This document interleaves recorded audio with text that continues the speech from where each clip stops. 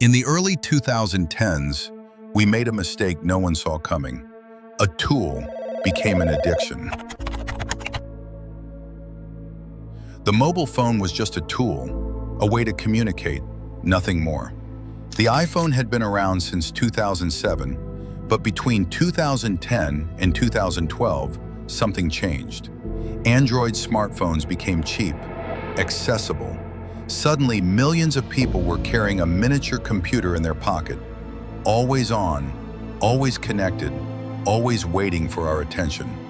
At the same time, social networks were transforming. They no longer lived on desktop computers. They began to breathe through mobile screens. Facebook released its first truly stable mobile app. Twitter and Instagram began to grow, not thanks to mouse and keyboard, but thanks to the simple act of swiping a finger across a screen. The world was speeding up, but no one imagined what would come next. In 2011, a name began to echo behind the scenes of the tech world. Asa Raskin, designer, inventor, son of Jeff Raskin, the creator of the original Macintosh project, a prodigy who unknowingly would reshape humanity's relationship with technology.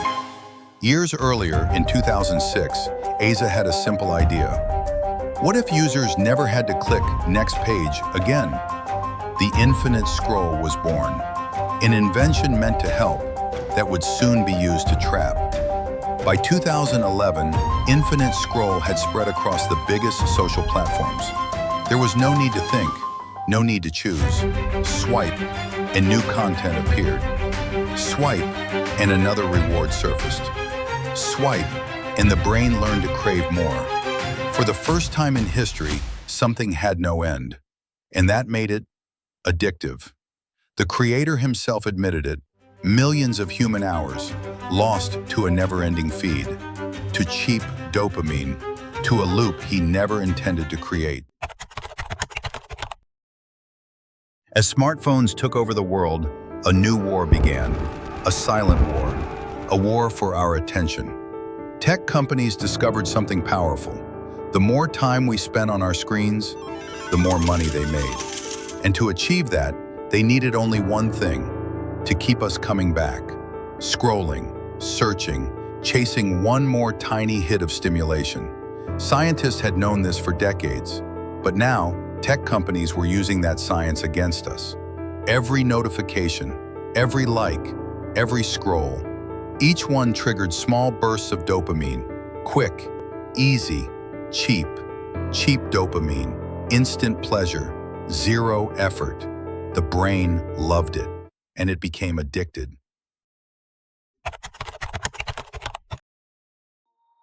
But this new addiction had a price no one expected.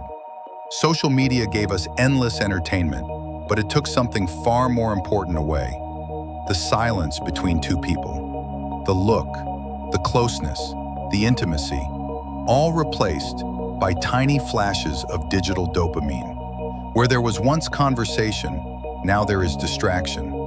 Where there was touch, now there is a buzzing phone. Where there was connection, now there is emotional distance.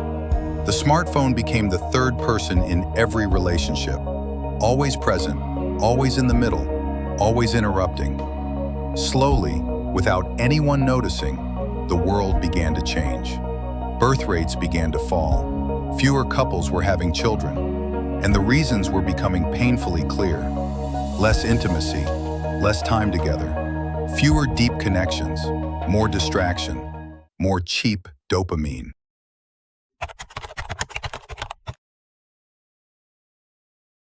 As the smartphone became fused to our bodies, something invisible began to grow inside us: anxiety.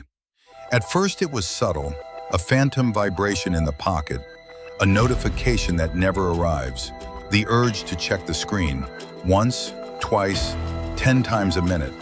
But quickly, it became something much bigger. And beneath that constant tension, a quiet question began to form. What future are we heading toward? A future where our choices are not truly ours, where every fear, every impulse, every hesitation is shaped by what we see on a screen, a future that feels less certain and more frightening. At the same time, another truth emerged, one we were never meant to notice. The algorithm wasn't just showing us content, it was studying us. It learned what we pause on, what makes us stay, what makes us panic. It began to know us better than we know ourselves, and it used that knowledge to keep us watching. Social media discovered something quickly. Fear traps us more than pleasure. The more frightening the content, the longer we stay. And without realizing it, we began living inside a reality filtered by the algorithm. A world where everything looks worse, more dangerous, more urgent. Several studies started to reveal something alarming. The first study examined daily smartphone use and found a clear link between screen time and rising anxiety and irritability.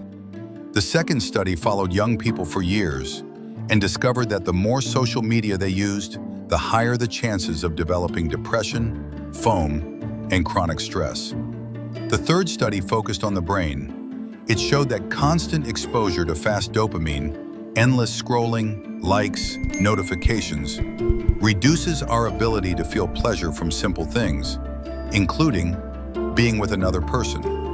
Small hits of pleasure become addictive, and everything else starts to feel dull, even love. Human relationships don't grow at the speed of a scroll. Love needs time, patience, presence. But when we're trained to expect instant reward, slow gratification becomes difficult, almost impossible. Conversations shrink, touch becomes rare, connection grows fragile.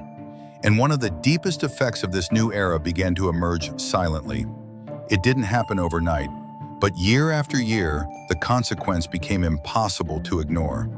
The world began to have fewer babies, not just because we are more distracted, but because we are more afraid. The constant fear, from the news, from the feeds, from the future, led many young people to believe that bringing a child into the world was risky or irresponsible. The future no longer feels like a safe place, and when the future becomes frightening, people stop wanting to create one. Cheap dopamine stole our intimacy, fear stole our hope, and the result?